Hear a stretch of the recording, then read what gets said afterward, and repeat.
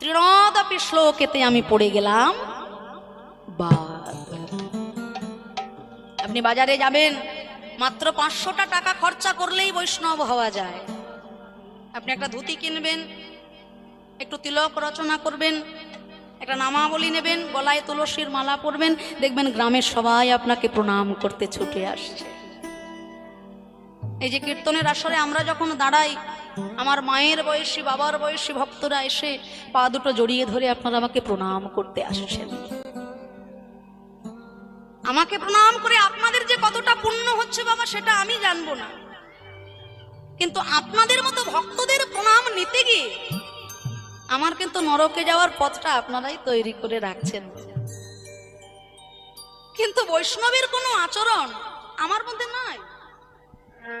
আপনারা আমাকে বৈষ্ণব ভেবে প্রণাম করতে আসছেন, আমি কীর্তন করি, দুটো কথা দুটো গান মুখস্থ করেছি মহাপ্রভুর কৃপায়, মা বাবার আশীর্বাদে। কেননা যে বংশে আমার জন্ম হয়েছে এটা বৈষ্ণব পরিবার, ভক্ত পরিবার।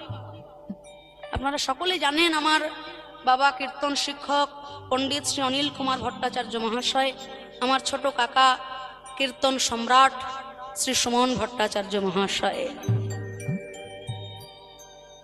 তো সেই বংশে জন্মগ্রহণ করে তারা হলো কীর্তনের অগাধ সমুদ্র।